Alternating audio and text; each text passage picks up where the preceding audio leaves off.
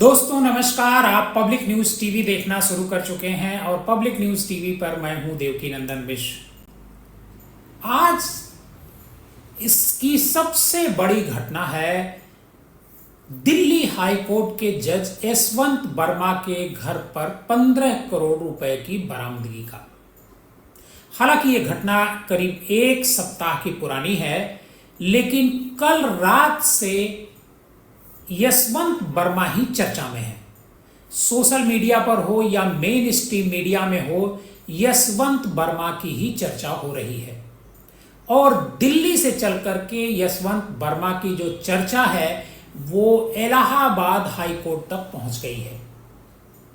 एक सर्विंग जज, high court Delhi का जज, उसके घर से 15 करोड़ रुपए की बरामदगी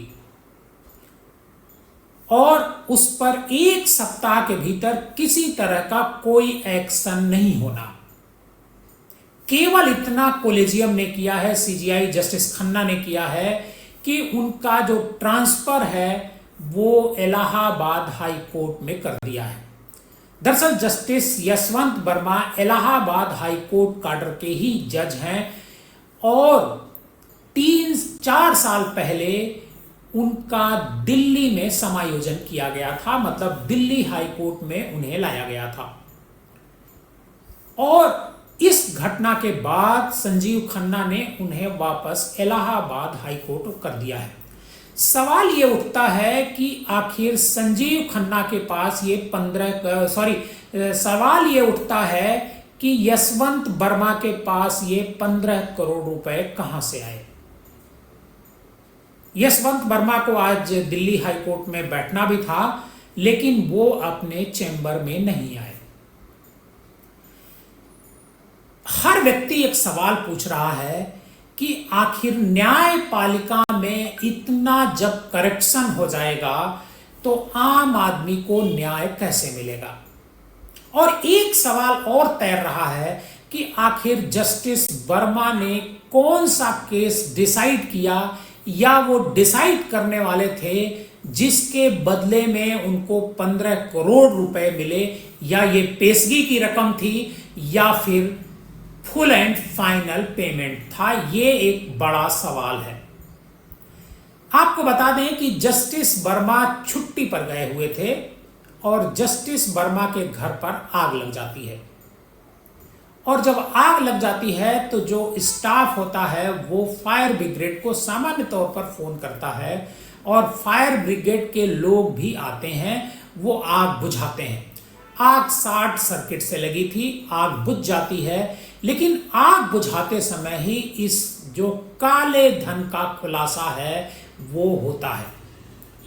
और इलाहाबाद हाई कोर्ट का जो बार एसोसिएशन है उसने ये खुलासा किया है कि जस्टिस यशवंत वर्मा के घर से 15 करोड़ रुपए की बरामदगी हुई है।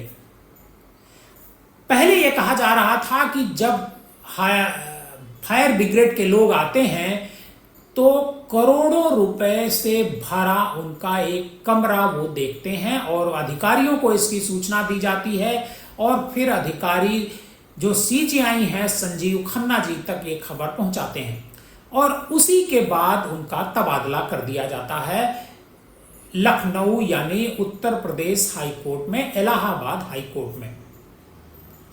जब कल रात ये खबर आती है तो आज जो इलाहाबाद बार एसोसिएशन है वो इसके खिलाफ हो जाता है। इसके खिलाफ वो मीडिया के सामने आता है और बात करता है। और जो इलाहाबाद बार एसोसिएशन के लोग हैं, पदाधिकारी हैं, वो एक चिट्ठी भी सीजीआई को लिखते हैं और ये कहते हैं कि ये कोई कचरा घर नहीं है, मतलब कूड़ा घर नहीं है कि आप एक करप्ट व्यक्ति को यहां पर भेज दें जिसके आवास से 15 करोड़ रुपए की नकदी बरामद हुई है। बार एसोसिएशन ने इस पर सख्त नाराजगी जताई है और एसोसिएशन ने देश के जो मुख्य न्यायाधीश हैं उनको, संजीव खन्ना, उनको एक चिट्ठी लिखी है और चिट्ठी में लिखा है कि भ्रष्टाचार किसी सूरत में हमें बर्दाश्त नहीं है और दिल्ली उच्च न्यायालय के न्यायाधीश यशवंत वर्मा के आधिकारिक आवाज से 15 करोड़ रुपए बरामद होने की घटना सामने आई है। यह पत्र में लिखा गया है जो Allahabad high court bar association ने संजीव खन्ना को जो पत्र लिखा है उसमें इसका जिक्र है कि 15 करोड़ रुपए बरामद किए गए हैं। और पत्र में यह भी लिखा है कि इसके बाद देश के सर्वोच्च न्यायालय की कॉलेजियम ने उनका तबादला इलाहाबाद उच्च न्यायालय में करने का फैसला लिया। जस्टिस खन्ना की अगुवाई वाली 5 सदस्यीय कॉलेजियम ने घटना की सूचना मिलने के बाद तत्काल बैठक की और जस्टिस वर्मा को दिल्ली उच्च न्यायालय से इलाहाबाद उच्च न्यायालय में वापस किया गया। पत्र में यह भी लिखा है कि तबादले की प्रक्रिया शुरू भी हो गई है, मगर इलाहाबाद बार एसोसिएशन ने जस्टिस वर्मा के पहुंचने से पहले अपनी आपत्ति दर्ज करा दी है। आपको बता दें कि justice Verma Delhi high court में दूसरे नंबर के सबसे सीनियर जज हैं। जस्टिस वर्मा ने आज अदालत में सुनवाई भी नहीं की, वे आज गैर हाजिर रहे। ये जानकारी उनके कोर्ट मास्टर ने वकीलों को दी। दिल्ली हाई कोर्ट के एक वकील ने इस घटना का जिक्र आज हाई कोर्ट में करते हुए हैरानी भी जताई और दुख भी जताया। वकील ने कहा कि वह कई दूसरे वकील इस घटना से सकते में हैं। कुछ वकीलों ने भविष्य में ऐसी घटनाएं रोकने के लिए कदम उठाए जाने का भी आग्रह किया है। अब सवाल यह उठता है कि आखिर जस्टिस यशवंत वर्मा के खिलाफ 15 करोड़ रुपए की बरामदगी के बाद इस देश की इन्फोर्समेंट डायरेक्टरेट कहां है, जो बात बात पर विपक्षी नेताओं के घरों पर रेड करती है, सर्विंग मुख्यमंत्रियों के घर रेड करती है। तो क्या जस्टिस वर्मा के घर उसे नहीं जाना चाहिए? क्या ईडी को जस्टिस वर्मा से पूछताछ नहीं करनी चाहिए? और यह भी कहा जा रहा है, हालांकि जो न्यायपालिका है उसके जो सूत्र हैं उनका कहना है कि कॉलेजियम के कुछ सदस्य जस्टिस वर्मा के तबादले के अलावा उनके खिलाफ सख्त कार्रवाई चाहते थे। उनका कहना था कि उच्चतम न्यायालय के कॉलेजियम को न्यायमूर्ति वर्मा का तत्काल इस्तीफा मांगना चाहिए। ऐसा करने से इनकार करने पर उनके खिलाफ आंतरिक जांच शुरू होनी चाहिए और 6 जनवरी 1969 को इलाहाबाद में जन्मे जस्टिस वर्मा 13 अक्टूबर 2014 को इलाहाबाद उच्च न्यायालय में जज बने थे। उसके बाद 2021 में वो इलाहाबाद हाई कोर्ट से दिल्ली हाई कोर्ट में इंडक्ट कर लिए गए। ये दिल्ली मतलब जो कॉलेजियम है सुप्रीम कोर्ट का, उसने ये फैसला लिया। अब ये बड़ा सवाल है कि आखिर ईडी और सीबीआई उनके घर पर क्यों नहीं जा रही है, उनसे पूछताछ क्यों नहीं हो रही है, जस्टिस वर्मा के खिलाफ मनी लॉन्ड्रिंग एक्ट का मुकदमा क्यों नहीं दर्ज हो रहा है? क्या ये सरकार विपक्षी दलों के खिलाफ ही मनी लॉन्ड्रिंग एक्ट का इस्तेमाल करती है? सर्विंग जज अगर 15 करोड़ रुपए उसके घर से बरामद होते हैं तो सर्विंग जज को सबसे पहले ये बताना चाहिए कि आखिर ये किस फैसले के लिए उन्होंने 15 करोड़ रुपए लिए और क्या वो फैसला आ चुका है या अभी आने वाला था। क्योंकि ये न्यायपालिका पर सबसे बड़ा मुझे लगता है कि ये आरोप लगा है। किसी जस्टिस के घर से, सर्विंग जज के घर से 15 करोड़ रुपए की बरामदगी शायद पहली बार हुई है और इस पर जो जजेज हैं, चाहे वो दिल्ली हाई कोर्ट के जज हों या सुप्रीम कोर्ट के जज हों या कॉलेजियम हो, ये सारे लोग चुप्पी साध करके बैठे हुए हैं। ये ठीक नहीं है। और हम आपको इलाहाबाद का जो पत्र है वो आपको दिखाते हैं कि पत्र में क्या लिखा गया है। वो एक बार आप देखिए, आप सब जानते हैं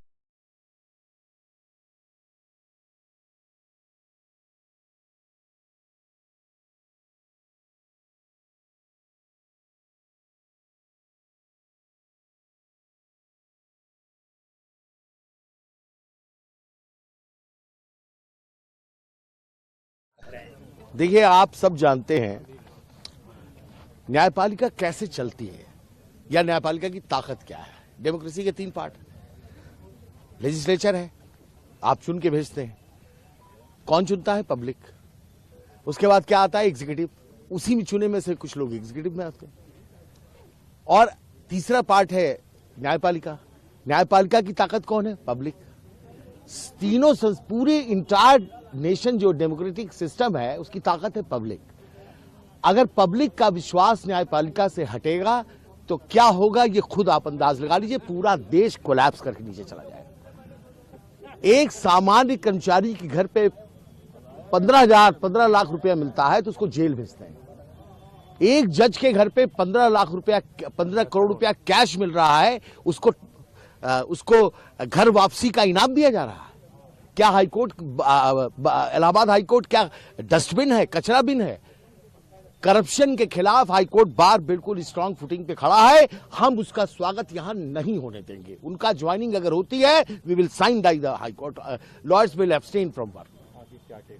आगे देखिए, आज का ये जो अभी आपको फैसला है, जो हमने स्ट्रांग वर्ड में प्रोटेस्ट किया है, ये एग्जीक्यूटिव का डिसीजन है। We have got the power to protest. फैसला क्या होगा उसके लिए जनरल हाउस सोमवार को तय करेगी। बहुत बड़ी जनरल हाउस होने जा रही है जिसमें सारे लोग मिलकर ये तय करेंगे कि हमारी मांग क्या है। हम अंदाज आपको बता सकते हैं इस वक्त कि जनरल हाउस में क्या हमारी मांगे हो सकती है, लेकिन वो सहमति पर निर्भर करता है। जैसे इतना तो तय है कि जस्टिस यशवंत वर्मा को इलाहाबाद में नहीं भेजा जाए, ये हमारी मांग नंबर 1 है। नंबर 2, किसी तरह की अब कोई जांच की आवश्यकता नहीं है, क्योंकि अगर जस्टिस वर्मा कोई एक्सप्लेनेशन देते हैं उससे पब्लिक फेथ रिस्टोर नहीं हो सकता। पब्लिक फेथ पूरी तरह से डैमेज हो चुका है।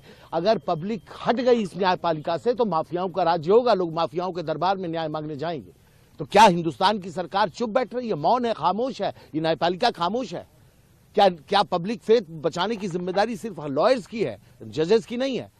ऑनरेबल सुप्रीम कोर्ट ने जो ये कोलिजियम ने डिसीजन लिया है, हम उसके अगेंस्ट हैं, हम उसके खिलाफ प्रदर्शन कर रहे हैं। अगर वो आते हैं तो उसके बाद और आपने इलाहाबाद हाईकोर्ट बार एसोसिएशन के पदाधिकारियों को सुना, किस तरीके से वो जस्टिस वर्मा के खिलाफ मोर्चा खोले हुए हैं। मतलब जस्टिस वर्मा किसी भी रूप में इलाहाबाद हाईकोर्ट